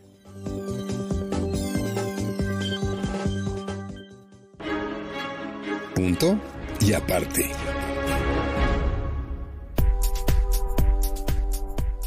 Ya nos quedan unos cuantos minutos de este espacio informativo, El Acento, tu punto de referencia, y los dedicamos a la información confirmada. Por ejemplo, tenemos lo que sucede en Ciudad de México, donde se presentó la estrategia contra las fugas de agua, que tiene, entre otros elementos, el uso de cámaras robotizadas. Abia Vargas, cuéntanos, ¿qué sucede? Buenas tardes. Muy buenas tardes, Alberto, gusto saludarte. Pues la Ciudad de México se moderniza en cuestión de infraestructura hídrica. Pues el gobierno de la Ciudad de México presentó la nueva estrategia contra las fugas, que implementa cámaras robotizadas y equipos que detectan sonidos o vibraciones para ubicar las fugas. En conferencia de prensa, el secretario de Operación de Infraestructura Hídrica, Ricardo Alberto Munguía Faro, explicó que 4 cuadrillas utilizarán equipos de última generación, como son geófonos y corredores, los cuales mediante sonidos detectan las fugas, así como unidades de prelocalización y cámaras para ubicar con mayor precisión las zonas afectadas. El funcionario explicó que cada equipo es para situaciones específicas y aseguró que los operadores son profesionales y están bien capacitados. Escuchemos. Y también, sobre todo, el equipo más, tecnológico o más vistoso que se ha adquirido son las 4 cámaras robotizadas, que son las que están en el otro extremo, que son como 4 drones que se pueden meter, directamente en la tubería para poder ir escaneando dónde se encuentran las fugas desde dentro. Ya no solo escucharlas, sino poder verlas desde dentro de las tuberías. Todo esto va enfocado principalmente en las zonas donde tenemos ubicados dónde están los mayores problemas. Vamos a empezar ahorita en Tlalpan, que ya ha sido muy exitoso, como los resultados que están dando estos equipos. Y bueno, la jefa de gobierno de la Ciudad de México, Clara Brugada, informó que el objetivo es atender 30,000 reportes este año mediante esta nueva estrategia, que es el triple de los atendidos el año pasado, así como atender 4,500 fugas que no son visibles. Es decir, Alberto, se plantea recuperar 600 litros de agua por segundo al año, lo equivalente a 63,000 pipas de agua. Y adelantó que el objetivo para 2026 será atender 60,000 y en 2027 llegar a los 100,000 reportes atendidos por fugas de agua. Escuchemos. Que tenemos un equipo que costó 20 millones de pesos, que es el mayor equipo con tecnología de punta que va a atender las fugas de agua no visible a través de distintos mecanismos, videocámaras, a través del sonido, etcétera, detectar las fugas y atenderlas, como ya se dijo acá. Y bueno, la jefa de gobierno explicó que con los 20 millones de pesos se adquirieron 15 geófonos avanzados y 4 corredores hidrófobos para detectar fugas en redes de baja presión, 100 unidades de prelocalización para identificar las zonas afectadas y 4 cámaras de videoinspección robotizada con capacidades de operar en tuberías de 4 a 60 pulgadas. Además, 4 cámaras de empuje manual para inspecciones rápidas más pequeñas, 5 detectores de tuberías plásticas y metálicas para localizar infraestructura no visible, así como detectores de tapas y trazadores de tomas. Esa es la información, Alberto. Ahí están los detalles de la información. Gracias, Abia Vargas. Buenas tardes a todos. Buenas tardes también para ti. Por cierto, que la Secretaría de Gestión Integral de Riesgos y Protección Civil de Ciudad de México activó la alerta naranja por pronóstico de bajas temperaturas para el amanecer del miércoles en partes altas de las alcaldías Álvaro Obregón, Coajimalpa, Magdalena Contreras, Milpalta y Tlalpan. La alerta amarilla se activó para las alcaldías Tláhuac y Xochimilco. El pronóstico general para Semana Santa, pues ya estamos en Semana Santa, para los días ya de asueto que inician pasado mañana oficialmente, no es oficial, pero bueno, inician ya, y también la semana de Pascua en la capital, es que va a haber temperaturas altas con valores de hasta 32 grados centígrados. No va a llover, excepto el Viernes Santo a las 3 de la tarde en Iztapalapa, que es donde se protagoniza el Vía Crucis y la Pasión de Cristo, porque cada año, siempre en los 182 años que lleva esta recreación, llueve a esa hora, en una coincidencia total, en el momento en el que Jesús de Nazaret murió. Según cuenta la Biblia, cuando murió, entregó su alma a su Padre Dios, pues hubo una tormenta tremenda tremenda en esa tierra que ya luego se llamó Israel, y un viento que asustó a los romanos y que empezó ya el proceso de entender lo que habían hecho y lo que había ocurrido con sus acciones. La tradición, coincidencia, sí llueve, unas gotitas, pero llueve. Pero bueno, el pronóstico del tiempo es que no. Vamos a ver. En otros detalles, otra información, el gobierno de Donald Trump, anunció que congela $2.200 millones en subvenciones y 60 millones en contratos en la Universidad de Harvard, después de que esta casa de estudios se negó a acatar las exigencias de Trump de acabar con sus programas de diversidad y supervisar la orientación ideológica de sus estudiantes extranjeros. Esto porque, según la Casa Blanca, Harvard, una de las universidades más prestigiosas del mundo, pues no quiso acabar con el antisemitismo. Lo que hizo la rectoría de Harvard fue no hacer caso pues de la línea de ultraderecha que quiere implantar el gobierno de Donald Trump. El presidente de Harvard, Alan Herbert, dijo que la universidad no renunciará a su independencia ni a sus derechos constitucionales. Hubo una conferencia de prensa en la Casa Blanca esta mañana y la vocera de Trump, Caroline Leavitt, dijo que la decisión del presidente estadounidense es en contra de la discriminación y el hostigamiento. Escuchemos. En cuanto a Harvard, la posición del presidente se basa en el sentido común, en el principio básico que los estudiantes judíos estadounidenses de cualquier fe no deben ser hostigados o acosados en las universidades del país.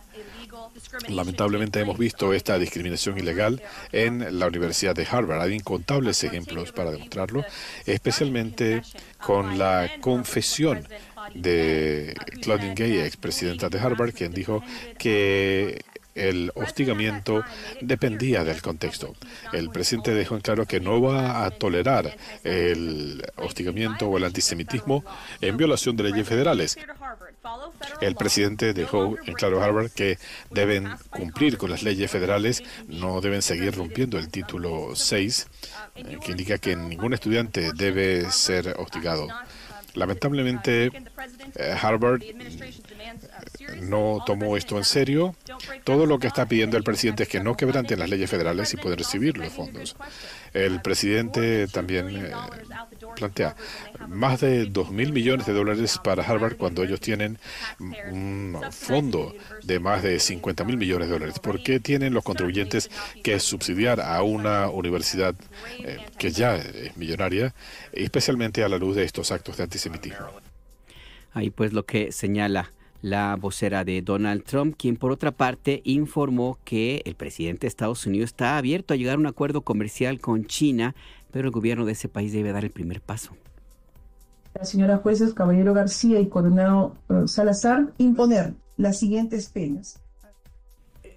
Esta evidentemente no es Caroline Leavitt, vamos a tenerle el sonido, el audio en un momento más. Es parte de lo que se dijo en la Casa Blanca, en la conferencia de prensa de este día, la vocera de Donald Trump, quien señala pues que Trump quiere negociar, quiere llegar a un acuerdo con China, pero pues le echa la culpa a Xi Jinping y a su gobierno de no querer dar el primer paso. Vamos a ver si escuchamos a Caroline Leavitt. Ha dejado en claro su posición sobre China, aunque tenga una declaración adicional que él compartió conmigo en la oficina oval. La siguiente jugada es de China. China tiene que llegar a un acuerdo con nosotros. No es al revés. No hay diferencia entre China o cualquier otro país, salvo que son un país más grande. Y China quiere lo que nosotros tenemos, lo que todos los países quieren. Consumidores estadounidenses. En otras palabras, necesitan nuestro dinero. Así que el presidente ha dejado en claro que él está dispuesto a llegar a un acuerdo con China, pero China tiene que abrirse a un acuerdo con Estados Unidos. Ahí pues lo que señala la vocera de la Casa Blanca con respecto a la política que sigue Donald Trump. Y vamos a Sudamérica. De Washington nos vamos hasta Perú, donde el expresidente de ese país, Ollanta Humala, y su esposa Nadine Heredia fueron condenados a 15 años de prisión por lavado de dinero agravado en el caso de aportaciones ilícitas en las campañas de 2006 y 2011. Es información del Poder Judicial de Perú. La Fiscalía señala que el Partido Nacionalista de Humala recibió contribuciones ilegales del gobierno de Venezuela y de la constructora brasileña Odebrecht para financiar las campañas. Escuchemos a Naiko Coronado, directora del Tercer Juzgado Penal Colegiado Nacional.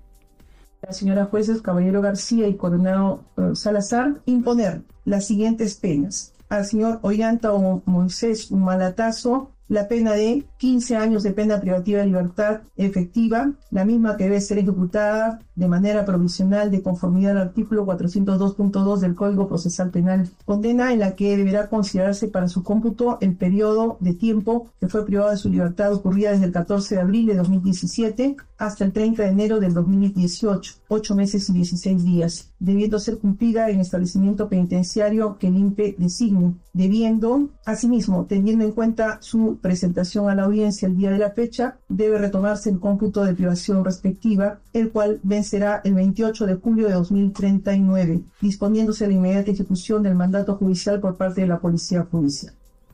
Ahí pues lo que sucede con Ollanta Humala y su esposa, condenados a 15 años de prisión. Y ahora nos regresamos a Washington, fíjese nada más. ¿Por qué? Porque la OFAC, la Oficina de Control de Activos Extranjeros del Departamento del Tesoro, sancionó a 4 personas vinculadas con el cártel llamado la Nueva Familia Michoacana, que pues ha sido, como otras organizaciones delictivas de ese cariz, como terroristas por el gobierno de Donald Trump. Este grupo, recuerde usted, la Nueva Familia Michoacana, es una de las escisiones, una más de los grupos originales del Cártel del Milenio, por ejemplo, en el 2000, que operó en Michoacán, que son los mismos, son básicamente los mismos personajes, y del cual también otra derivación es el Cártel Jalisco Nueva Generación. El Cártel del Milenio, así le llamaron, fue el primero en fabricar drogas sintéticas a gran escala en México. Los sancionados ahora son los que dice Estados Unidos colíderes de este grupo criminal: Johnny Hurtado Olascoaga, conocido como el Pez, y José Alfredo Hurtado Olascoaga, el Fresa. Bueno, hay varios fresas ahí, y no por otra cuestión más que así se hacen llamar, así como otros miembros de su organización. Están dentro de la lista negra del Departamento del Tesoro. Las sanciones implican que no pueden los estadounidenses hacer negocios con ellos o con sus empresas, las que estén en Estados Unidos, y también implica que las cuentas bancarias que se encuentren en Estados Unidos van a ser confiscadas por el gobierno de ese país. Así pues, la designación del Departamento del Tesoro.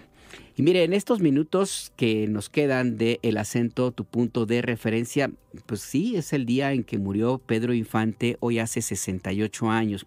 De acuerdo con el diario Por Esto de Yucatán, de Mérida, pues hay varias actividades allá en la capital de Yucatán. Hubo una misa, un desayuno, una ofrenda floral, un evento cultural, pues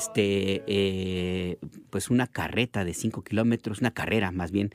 Y va a haber una noche, esa va a ser a las 5, y una noche mexicana el día de hoy. Las actividades que se están programando en Mérida, Yucatán, y en el Ciudad de México, pues hay también cientos de personas se reúnen en la tumba de Pedro Infante en el Panteón Dolores, según entiendo que Panteón Dolores en Ciudad de México, para recordar al gran Pedro Infante. Y pues es el día en que también surgen las anécdotas. Una de ellas que le quiero compartir tiene que ver con otro gran ídolo mexicano, Jorge Negrete.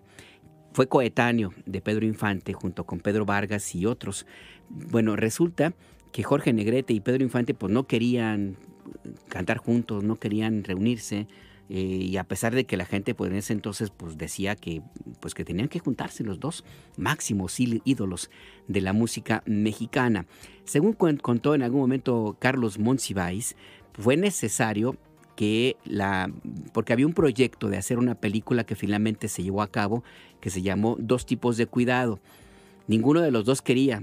Jorge Negrete era Negrete que más se resistía.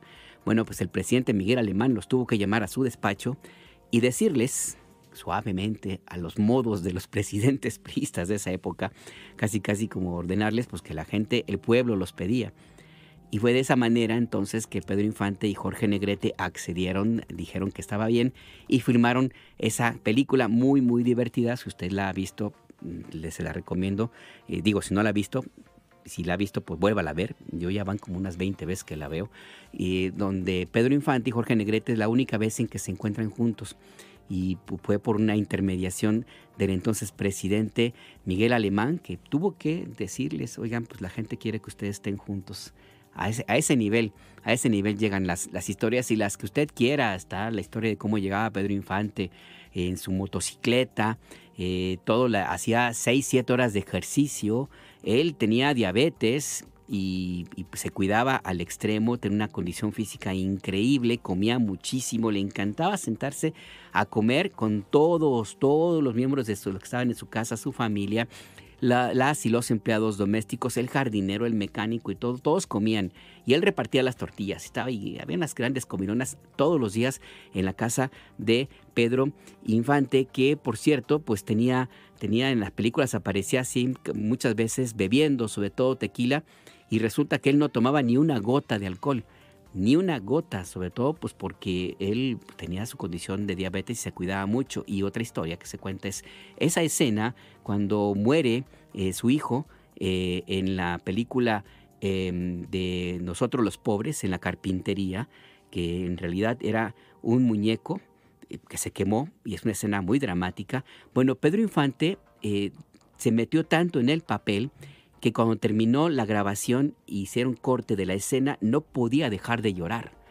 Pasó un buen rato para que Pedro Infante pudiera tranquilizarse, porque se metió y se conmovió mucho en la escena de cuando el Pedrito, el Torito, pues se quema después de que el Ledo quema la carpintería donde trabajaba él ahí con su familia. Y pues esa escena, esa historia, tantas anécdotas alrededor de Pedro Infante, no podía dejar de llorar.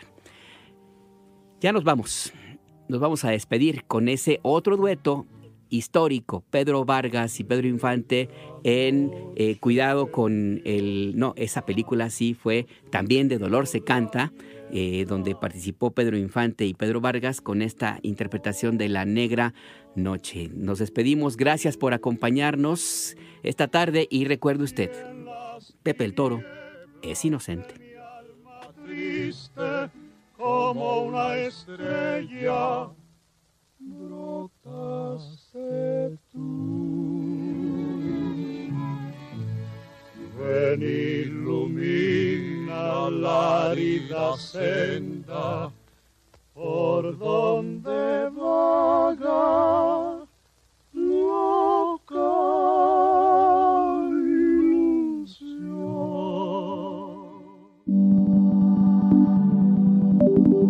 Imer Noticias presentó El Acento con Alberto Nájar. Tu punto de referencia. Las opiniones aquí expresadas son responsabilidad de sus autores y no representan la posición editorial de Imer Noticias.